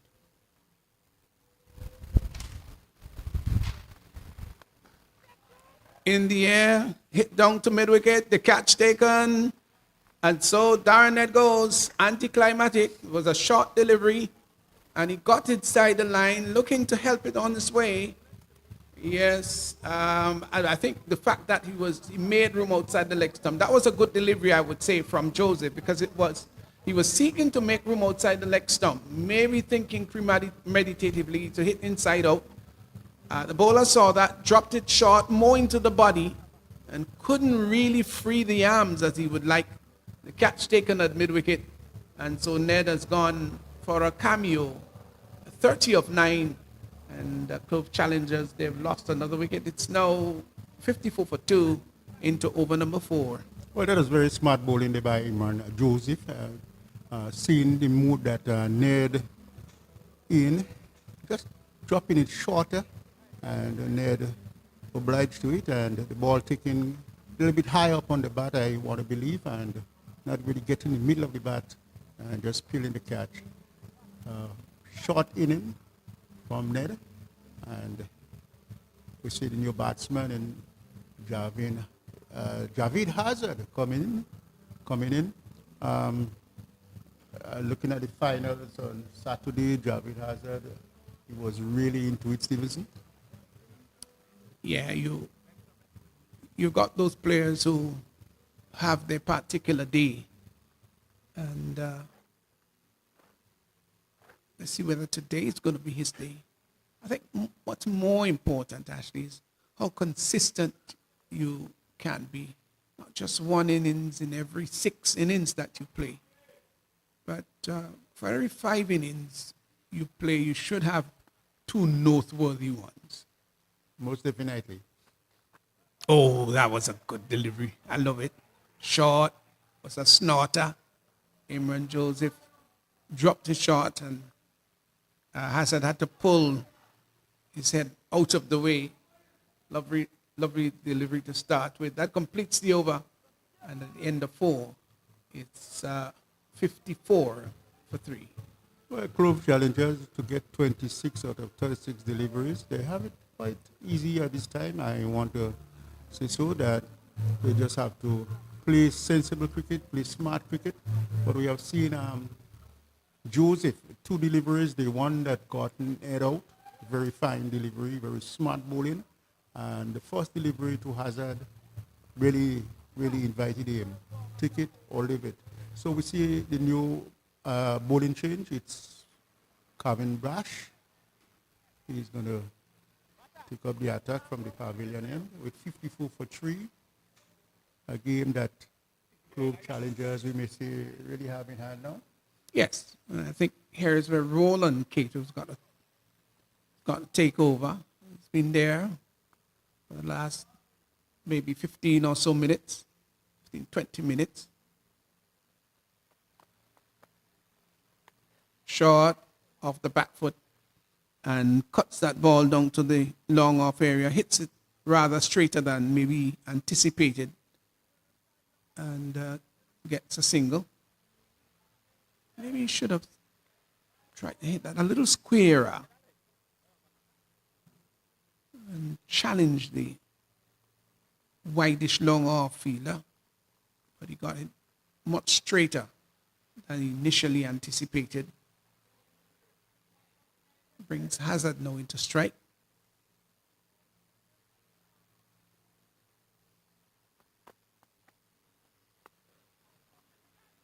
Driving out to short extra cover, gets a comfortable single. And actually I like this really because I know it's 10-10 cricket and it's short and fast and frenetic. But when you have an equation where your team require 24 runs in 34, there's no reason to do anything harsh. You just need to, work the ball around when they're boundary balls. You capitalize, but there's no reason you should be rash and get out. Pulls that. Over mid-wicket, fine shot. That's a wonderful shot by Cato. That's gone all the way. Certainly has. Well, Cato had always had this in his mind to take this one day, and he was asking to be hit, and what a beautiful shot it was in the end. And as you alluded to the condition of the game, it's always a good thing when players can suit themselves according to the situation. There is nothing relatively to be worried about or to hustle about. It's just about 18 runs to get in 18 balls, so you take everything that you get. Yeah, and that's why I strongly believe in playing the cricket with your brain. Looking to drive, they go through for a quick single, they get it rather comfortably in the end. Must have gotten a bit of bat onto that one because umpire Peters not signaling. Over number 5 in progress, beg your pardon. Cato is relatively well on top of his game now. Hazard taking strike off the back foot and just cuts the ball down to point. There's no aggression in the shot, really. Just seemed to tap tap the ball down to backward point. Just seemed to have lacked effort in that shot. It was short enough to hit much harder, but patted it down to backward point.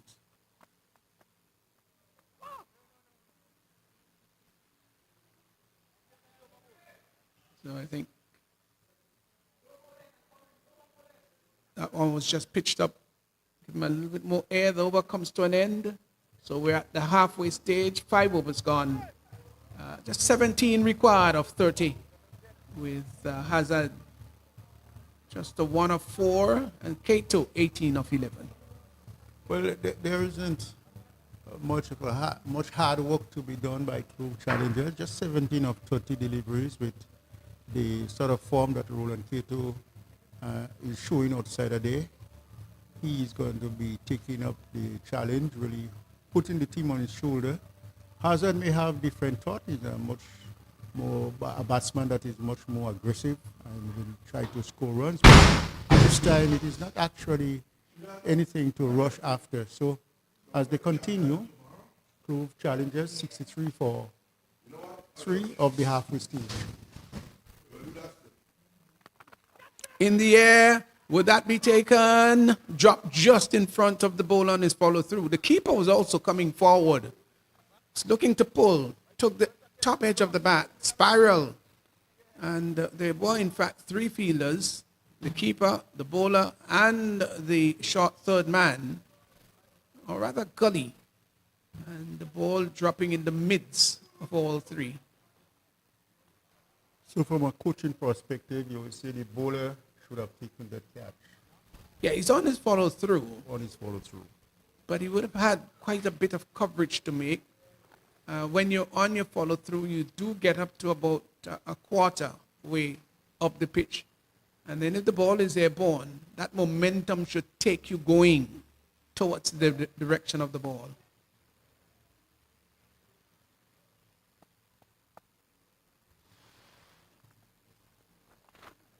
Short, rising delivery. It's interesting, Ashley, that we have seen bounce on this pitch, and you've got to give credit to those who prepared this ground. It's not very often you see pretty decent carry, but bowlers who have just put their back in and bounced it, the pitch has responded. Yes, definitely. So far, what I've seen, and it is good to have those kind of pitches for that kind of format of cricket. What you put in, that's what you get out. Kato facing up to Joseph.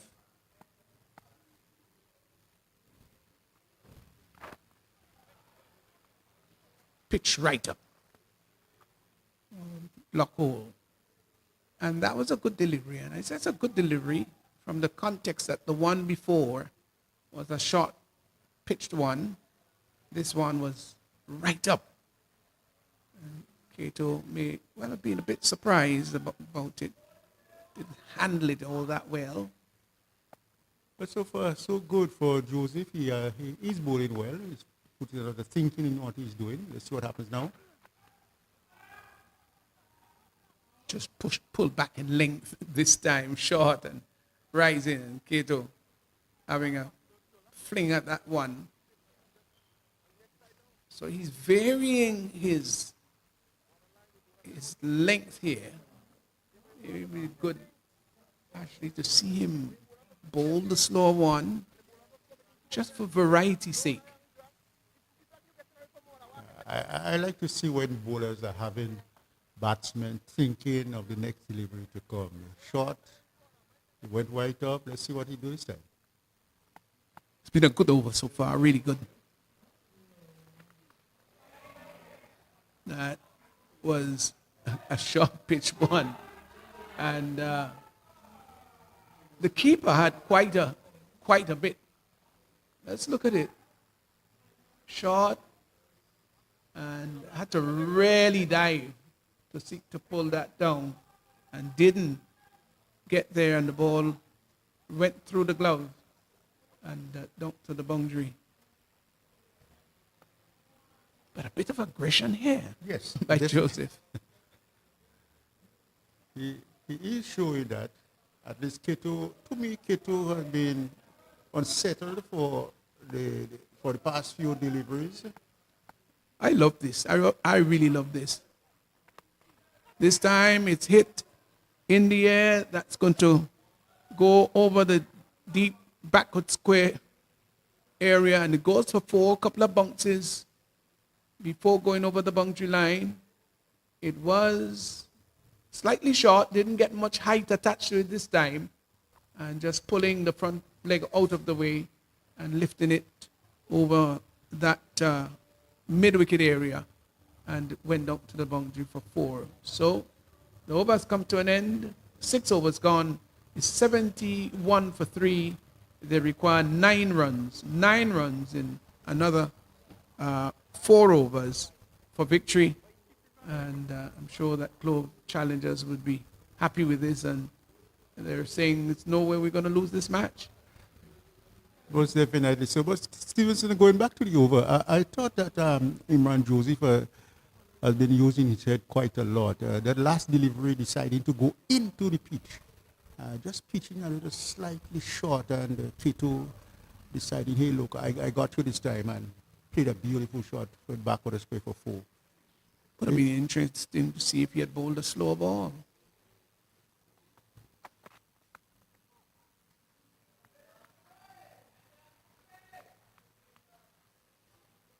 So they're going after this with consummate ease, no major challenge on hand for the Clove challengers, inching closer to the total, just 8 needed.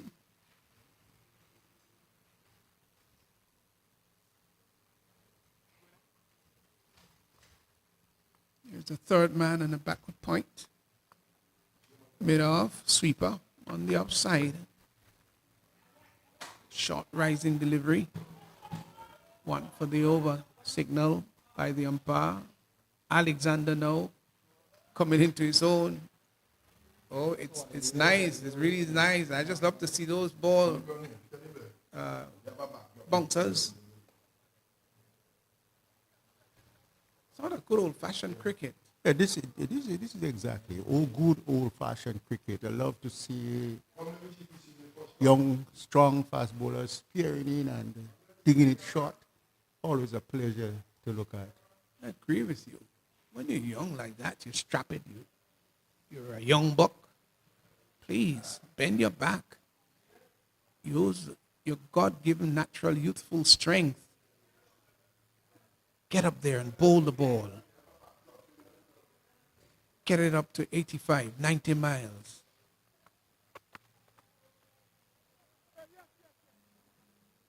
They will get a bye. Let's see if the umpire would signal a bye. No, he does. Yes, he does signal. Keeper didn't collect. Ball went behind him. And the fielder there at finally having to run back, cut it off. So, over number 7. 7 runs needed. Once more is Alexander. Could do no more this time. Hazard just pushed it back on the onside of the wicket. The bowler himself fields on his follow through. Was that a slow one, actually? Yeah, this is a slower one from Dante. Dante has the ability to bowl the slower one, bowl the short one, and got a fast one outside coming back into the batsman. Let's see if he's going to do this time. Yeah, short delivery outside the off stump, onto the back foot. And just cut that one, Hazard, down to the backward point boundary 4. Nobody moved. Just the sweeper going to retrieve it. It was short and cuttable. Hazard eased onto the back foot and just slapped it down to backward point. 3 needed for victory. I am really enjoying the maturity of the batsmen thus far in this inning. Just 3 needed. Nothing to rush about.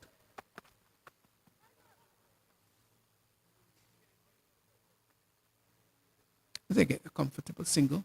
Ball is pushed out to mid-wicket. So that completes the over. Yes. So 7 overs gone, 77 for 3. And with 18 balls remaining, 2 needed for victory. So the Clove Challengers, as you rightly said earlier on, there are not much to really challenge them. We have seen some maturity from Ned. We have seen the captain, Keto, I think it is, and now Hazard. They're just playing that sort of mature cricket. Nothing to be rushed up about, nothing to be anxious about, and just play it quite easily as it comes and get home safely. So it does tell you, Ashley, though it's the shortest version involved, that it's not always bang, bang, lulu. No. You've got to assess the game and play it on its merit. And sometimes you could be less aggressive and still get your work done. Most definitely so. You call that you play the situation in the game. Too many of our players, however, get carried away thinking that, well, it's always boundaries. And although the ideal thing playing 10-10, you need 2 boundaries per over, that's the ideal. Yes, definitely. And most of the batsmen sometimes play a lot of premeditated cricket. But once as I remember reading something on Hashim Amla, he played all the formats, and that is just his style playing. When he has to up it, he up it. When he has to apply himself, he apply himself. And that is always what cricket is asking for, no matter what format you play. Yeah, what a wonderful player he was for South Africa. Yes, lovely. I always enjoy looking at him batting. Yeah, he was a beauty to behold.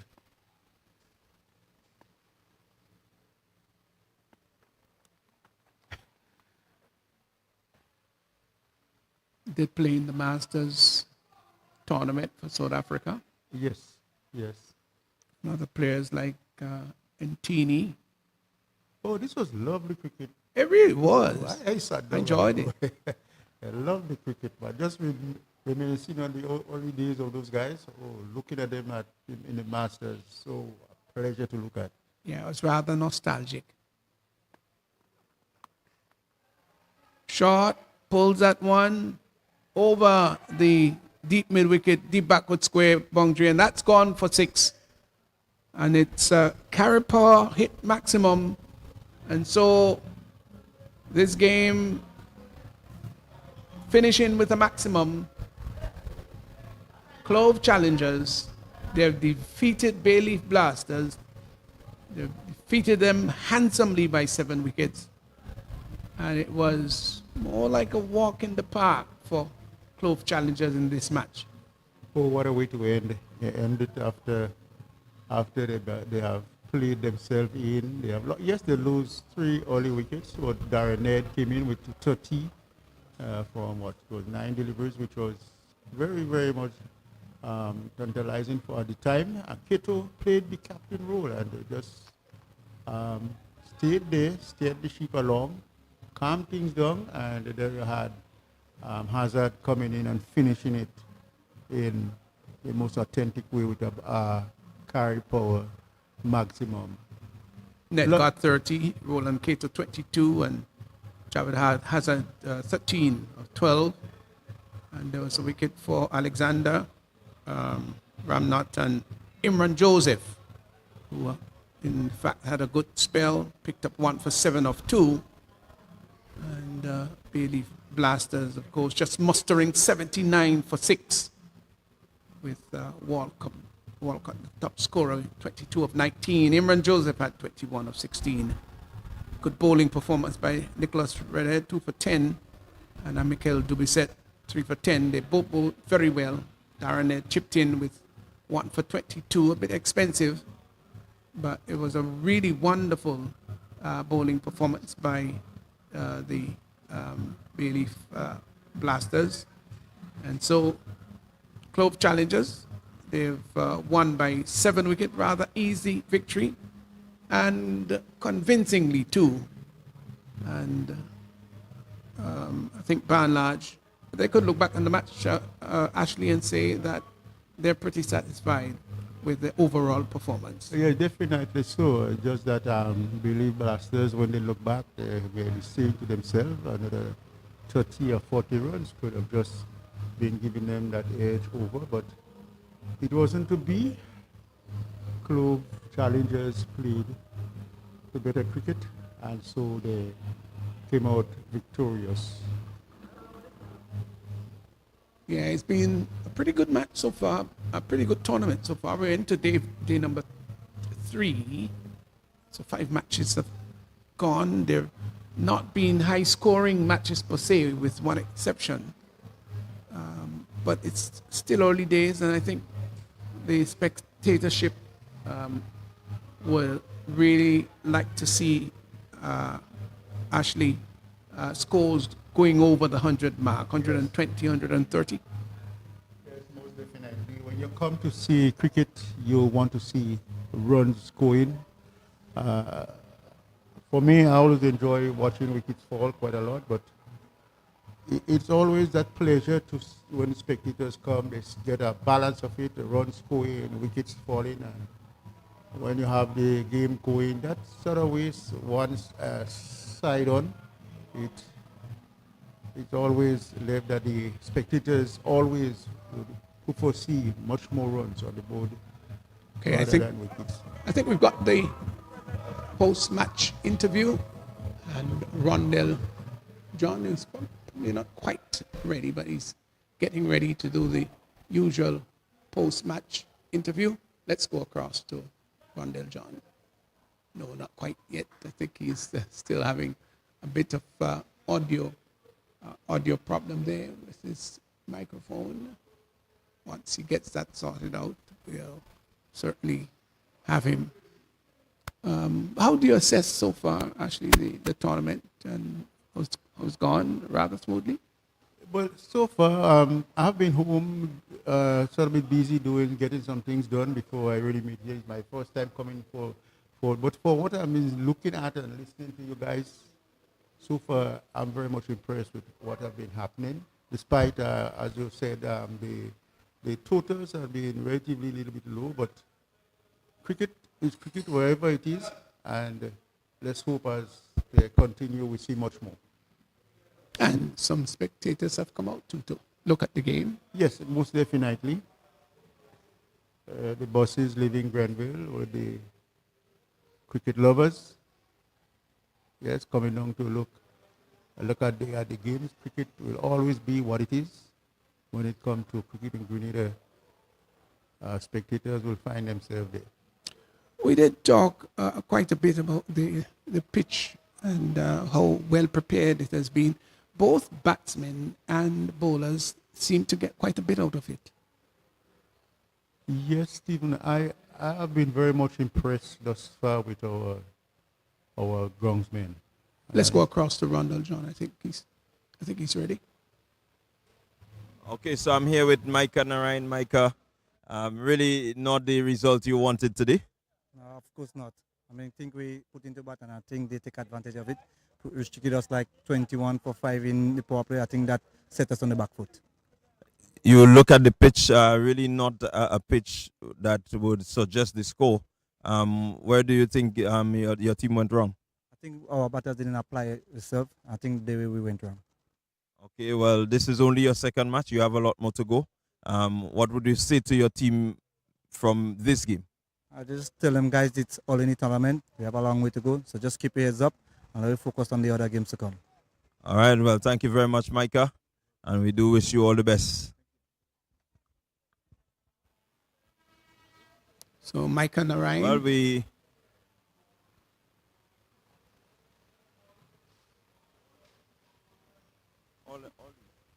Micah Narayan having a bit of a disappointing match today in contrast to yesterday, which really was a thriller. And today, in contrast, beaten comprehensively. by the Bay Blasters. So, sorry, by We're the here Clove with Challengers. the Clove Challengers captain, Roland Cato. Roland, a good victory for you today. Yeah, most definitely a good victory for us today. After the way we started in the first game, it's nice to come out here today and pull off a win. You went out into the field. You decided to field actually after the toss. Did everything go to plan, or you really got lucky? When we, before the toss, we had to speak to the guys, and the guys say we're willing to bowl, and the way they come out and bowl is they backed up the decision pretty well. You know, if you realize we only bowl pace on the wicket, we didn't bowl any spin because the wicket was a little bit too pace and on the faster side. All right, so you have a bit of momentum. What can your fans expect from here on in? I mean, points on the board is points on the board, and the way the guys are feeling in the dressing room now and the energy, you know, they are pumped because after a win. So we just had to keep a calm head and keep coming out here and putting a good performance. All right, well, all the best, Roland, and we look forward to see what the club does from here. Thanks. Well, we have a number of presentations that we're going to do.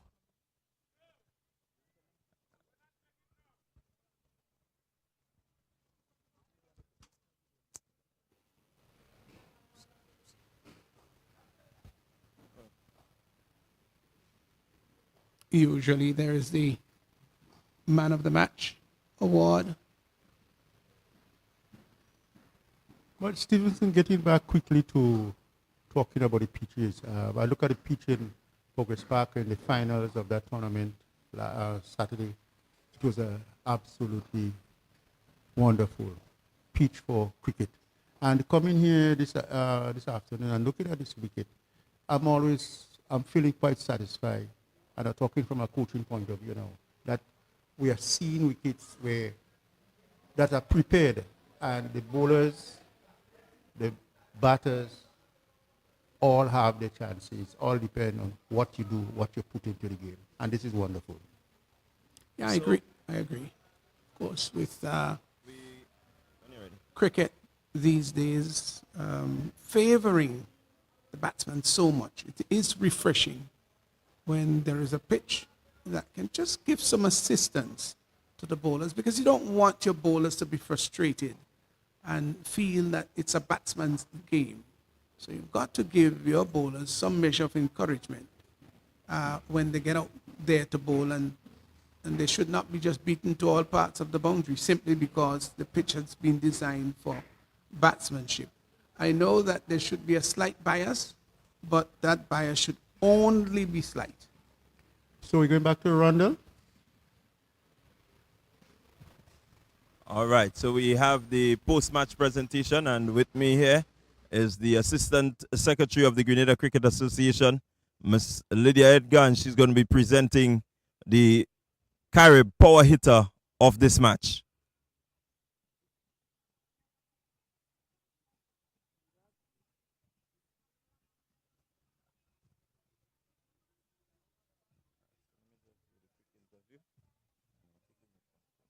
All right, so I'm here with Darren. Darren, power hitter yet again. You seem to be middling them really well. Yeah, I've been coming off the bat pretty well. Can't complain. In terms of preparation for this tournament, that really seemed to have you. What have you done prior to this? And me basically just training, keeping myself fit and active, just every game ready to go.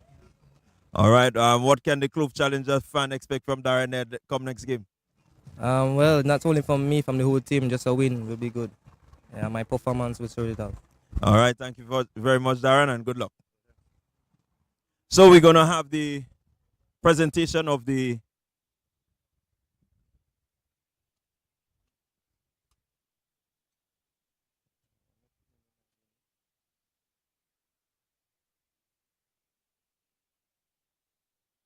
most economical bowler, and that goes, or the impact bowler as we would say, and that goes to none other than Mikel Dubisset.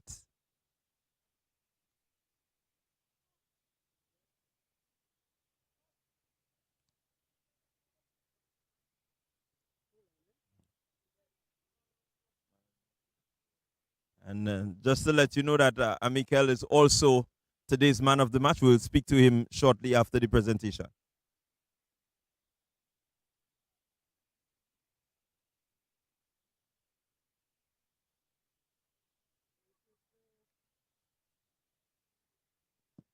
Michael, a man of the match performance, 3 for 10 in 2 overs.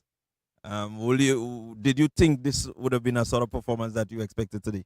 Well, I didn't expect that I would have gone under 10 runs, but I always back myself to go out there and just try to get up good in the power play for the team. Well, you came out. The plan seemed to have been short, wide outside the off stump, and it paid off. Was that really what the captain asked of you? Well, some of the balls were not meant to be so short, but it was just to stick on a line outside the off stump and just bowl to the field. I had my protection on the offside, and I just tried to bowl to that field, and it worked out for me. Very good. All right. Well, you seem to be having a good season so far, always picking up a wicket in the first over. The Clove Challengers, they need that sort of thing. So we just want to ask you to continue, and good luck in the tournament. Yeah, thank you. Well, that's it for us here at the post-match presentation.